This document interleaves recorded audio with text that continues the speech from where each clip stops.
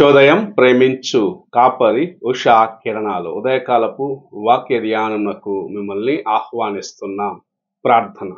మా స్తుతులకు కారణభూతుడు ఉన్న గొప్ప దేవ, ఈ ఉదయకాల సమయానికై వందనములు స్తోత్రములు చెల్లించుకుంటున్నాం.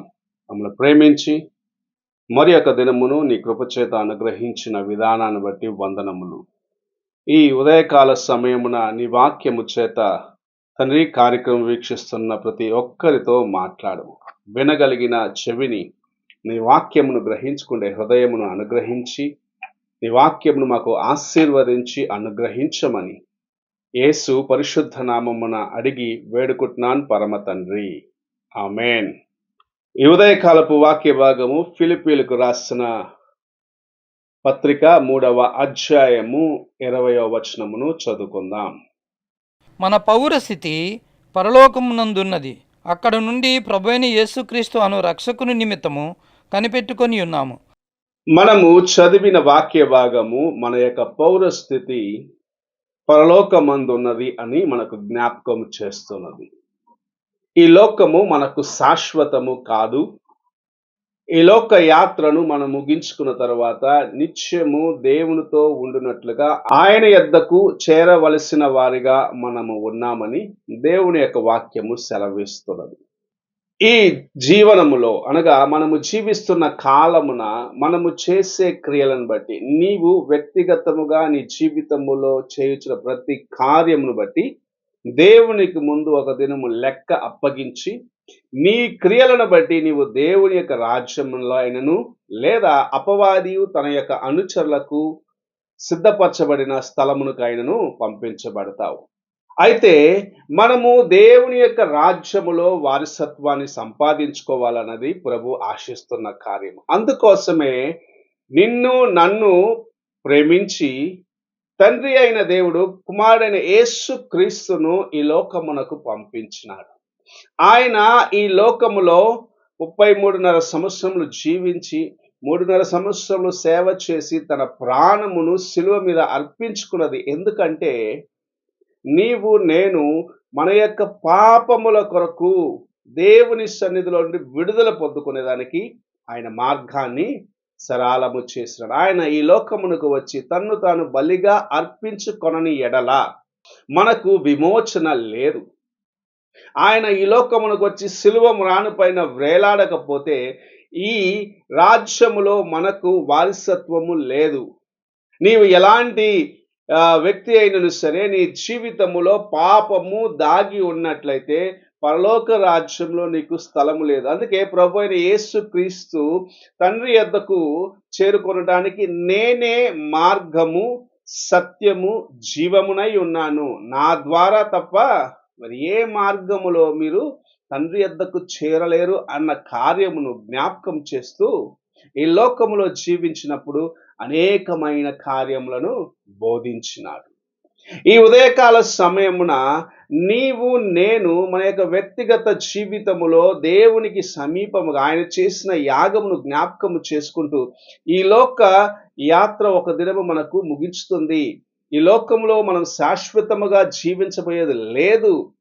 తర్వాత దేవుని రాజ్యములోకి వెళ్ళాలి. అక్కడ మన కోసము ప్రభు ఒక స్థలమును సిద్ధపరచున్నాడు. ఆ దేశపు పౌరస్థితిని లేదా ఆ రాజ్యపు పౌరస్థితిని సంపాదించుకొనుటకు నీవు నేను ప్రభు అయిన యేసు క్రీస్తు తన కృపచేత తన యొక్క రక్తమును కార్చి ఇచ్చిన రక్షణను సంపాదించుకొనాలని ప్రభు ఆశిస్తున్నాడు. అందుకోసమే ఆయన ఈ లోకమునకు దిగి వచ్చినాడు, శ్రమ ఓర్చినాడు.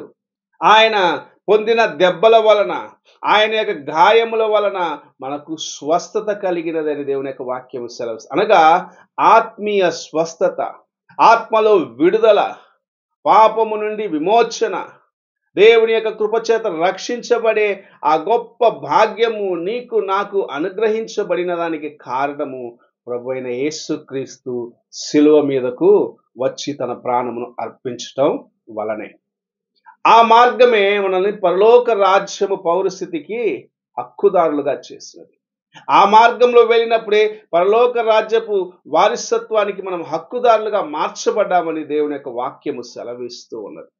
ఆ వాక్యమును మనము మన హృదయంలో భద్రపరచుకొని దేవుని యొక్క రక్షణను మన యొక్క జీవితంలో అనుభవిస్తూ ప్రతి దినము పరీక్షించుకుంటూ నడిచినట్లయితే ఆయన యొక్క రాజ్య పౌరస్థితి ఒక దినమున ఆ రాజ్యమును మనం చేరుకుంటాము. అక్కడ ఆయనతో పాటు యుగ యుగములు ఆనందిస్తాము అన్న కార్యమును జ్ఞాపకం చేసుకోవాలని ప్రభు ఆశిస్తూ మనతో మాట్లాడుచూ ఉన్నాడు. నీవు ఈ లోక పౌరస్థితిని సంపాదించుకొనటానికి నీవు జన్మించిన దాన్ని బట్టి, నీ తల్లిదండ్రులు ఈ దేశపు పౌరులుగా ఉన్న దాన్ని బట్టి నీకు అనుగ్రహించబడినది. అలాగనే నీకు పరలోక రాజ్యపు పౌరసత్వాన్ని అనుగ్రహించుట కొరకు ప్రభువైన యేసుక్రీస్తు నిన్ను తన యొక్క కుమారుడుగా, కుమార్తెగా స్వీకరించుట కొరకు తన యొక్క రక్తమును కార్చినాడు.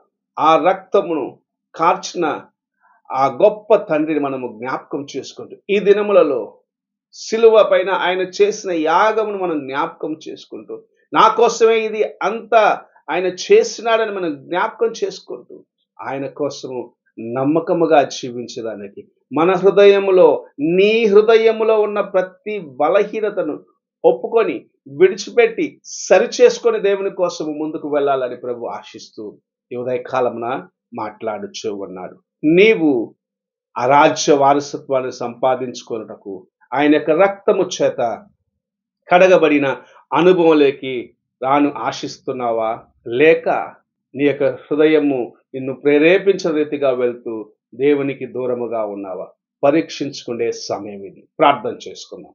పరిశుద్ధుడైన యేసయ్య, ఈ ఉదయకాల సమయమున మేము నీ రాజ్యపు పరిస్థితిని సంపాదించుకోవాలి, దానికోసం ప్రయాసపడాలనేది నీ వాంఛై ఉన్నది. అందుకోసమే నీవు శిలువ మీద యాగముగా చేసుకొని మా కొరకు నీ రక్తమును కార్చి విమోచనను సిద్ధపరిచినావు నాయన. దేవా, నీ శిలువ యాగమును జ్ఞాపకం చేసుకుంటూ నీ వైపు చూస్తూ నాయన మేము ముందుకు వెళ్ళుటకు సహాయము చేయమని యేసు పరిశుద్ధ నామమున అడిగి వేడుకుంటున్నాను పరమ తండ్రి. ఆమేన్. తండ్రి అయిన దేవుని ప్రేమ, కుమారుడైన క్రీస్తు కృప, ఆదరణకర్త అయిన పరిశుద్ధాత్మక సహవాసము ఎప్పుడును ఎల్లప్పుడూ తోడయుండి సదాకాలము నడిపించును గాక. ఆమేన్.